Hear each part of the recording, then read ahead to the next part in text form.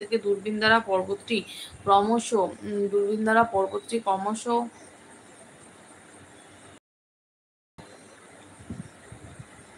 ক্রমশ নিচু হয়ে পূর্ব দিকে জলঢাকা নদীর উপত্যকায় এগিয়ে গেছে। এই অঞ্চলে দার্জিলিং হিমালয়ের সমগ্র শৃঙ্গ ঋষিলা অবস্থিত। দার্জিলিং হিমালয়ের সর্বোচ্চ শৃঙ্গের নাম কি? দার্জিলিং হিমালয়ের সর্বোচ্চ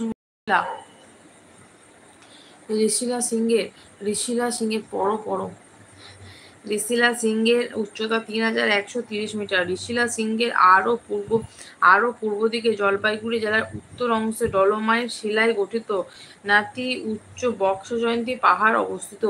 এই অঞ্চলটি অত্যধিক বৃষ্টিপাতের ফলে ক্রমশ ক্ষয়প্রাপ্ত হয়ে বিচ্ছিন্ন পাহাড়ে পরিণত হয়েছে। কোন কম্পিটিটিভ এক্সাম দিলে তুমি? কম্পিটিটিভ এক্সাম বলতে দাদাভাই আমি টেট কোয়ালিফাই করে আছি, তো একটা মানে আভাস পাওয়া যাচ্ছে যে টেটের ইন্টারভিউয়ের জন্য, তো টেটের ইন্টারভিউয়ের এক্সাম টেটের যে ইন্টারভিউয়ের প্রস্তুতি আমি নিচ্ছি, বাট এক্সামে আমি কোয়ালিফাই করে আছি, তো ইন্টারভিউয়ের প্রস্তুতি নিচ্ছি, দেখা যাক কী হয়। আমিও বেঙ্গলি, ত্রিপুরা থেকে। খুব ভালো দাদাভাই, thank you very much. Tripura থেকে আপনি আমার ভিডিও দেখছেন, তার জন্য অসংখ্য ভালোবাসা। লাইভে একটা লাইক করে দেবেন, চ্যানেল নতুন আছেন চ্যানেলটিকে সাবস্ক্রাইব করে দেবেন। আর আমি কোন কম্পিটিটিভ এক্সাম দিচ্ছি সেটা আপনাকে আমি শেয়ার করে দিলাম।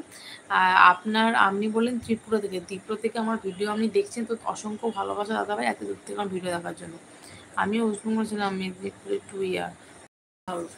খুব ভালো দাদাভাই, থ্যাংক ইউ। অসংখ্য ভালোবাসা দূর থেকে ভিডিও দেখছেন তার জন্য।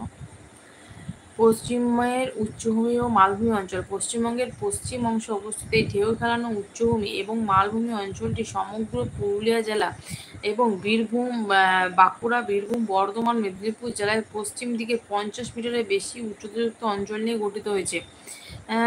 গ্রানাইট ও নাইস শিলা দ্বারা গঠিত এই উচ্চভূমি অঞ্চলটি ছোটনাগপুর মালভূমির অংশবিশেষ। ভূপ্রকৃতি সমগ্র উচ্চভূমি অঞ্চলটি দক্ষিণে বরাভূম উচ্চভূমি, পশ্চিমে পুরুলিয়া উচ্চভূমি, পূর্বে শুশুনিয়া উচ্চভূমিতে বিভক্ত হয়েছে। সুবর্ণরেখা, কংসাবতী, দ্বারকেশ্বর। ওরাল ইন্টারভিউ দিতে লাগে কি থিওরির পর? হ্যাঁ, টেট পরীক্ষার জন্য তোমার ইন্টারভিউ হয়, তো টোটাল 10 নম্বরে থাকে, মানে যেটাকে আমরা ভাইবা বলি, তো সেটা কিন্তু প্রয়োজন। ঠিক আছে, রিটেন হয়ে গেছে। রিটেনে মানে আমরা 2022 সালে টেট কোয়ালিফাই আমি করেছি, তো যেহেতু রিটেন কমপ্লিট হয়ে গেছে সেজন্য। আর এখন শোনা যাচ্ছে যে একটা আভাস পাওয়া যাচ্ছে যে 26-এর আগে, যেহেতু 26-এ ভোট আছে, তো 26-এর আগে ইন্টারভিউ হলেও হতে পারে, তো সেটার প্রিপারেশনই নিচ্ছি, দেখা যাক কতদূর কী হয়।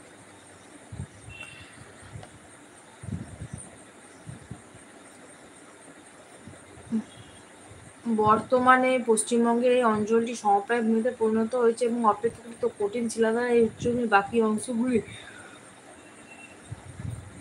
এখানে সেখানে টিলার মতো ছোট ছোট পাহাড়ে আকারে দাঁড়িয়েছে। এর মধ্যে উল্লেখযোগ্য পাহাড় হলো পুরুলিয়া জেলার অযোধ্যা, বাঘমুন্ডি, পাঞ্চেত, বাঁকুড়া জেলার বিহারীনাথ, শুশুনিয়া, বীরভূমের মাওভাগ্নে পাহাড় ইত্যাদি।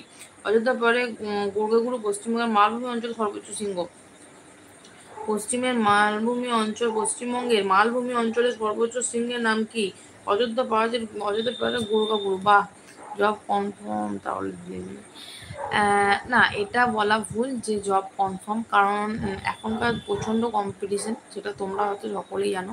আমরা যখন এক্সাম দিয়েছিলাম তখন প্রায় 1.5 লাখ পরীক্ষার্থী এক্সামে বসেছিল, তার মধ্যে অনেকজনই কতজন পাস করেছিল মনে, প্রায় কয়েক হাজার মানুষ পাস করেছে, তো সিট তো প্রচণ্ড কমই বেরোয় এগুলো ক্ষেত্রে, জানো তো। এখন অবধি যেটা বলা আছে 23-এর টেটও কিন্তু এখনও রেজাল্ট বেরোয়নি, 23-এর টেটের, তো 22 আর 23-এর টেটের একসঙ্গে ইন্টারভিউ হওয়ার একটা চান্স আছে, সেজন্য মানে কম্পিটিশনটা হিউজ লেভেলে হবে। চেষ্টা করি, দেখা যাক কতদূর কী করা যায়। আর হয়তো যারা জানো ওয়েস্ট বেঙ্গলে থাকো তারা তো জানো যে ওয়েস্ট বেঙ্গলের অবস্থা কীরকম। মানে এখানে প্রতি বছর টেট হওয়ার কথা ছিল, প্রতি বছর ইন্টারভিউ নিয়ে প্রতি বছর নিয়োগ হওয়ার কথা ছিল, কিন্তু সেখানে আজ 3 বছর পেরিয়ে গেল, কোনো খবর নিয়ে সামান্য কোনো ইন্টারভিউটাও হলো না। তো সেটা নিয়ে আমরা একটু আপসেট আছি। তো যাই হোক, পড়াশোনাটা নিজের মধ্যে যদি চালিয়ে রাখি, মানে নিজেকে যদি সেই জায়গায় তৈরি করে রাখি, তো যখন ইন্টারভিউ হবে তখন নিজেকে সেই জায়গায় বসাতে পারবো, আমার এটুকুই মনে হয়। তো সেই জন্য পড়াশোনাটা করতে হবে, পড়াশোনা করাটা ইম্পর্টেন্ট।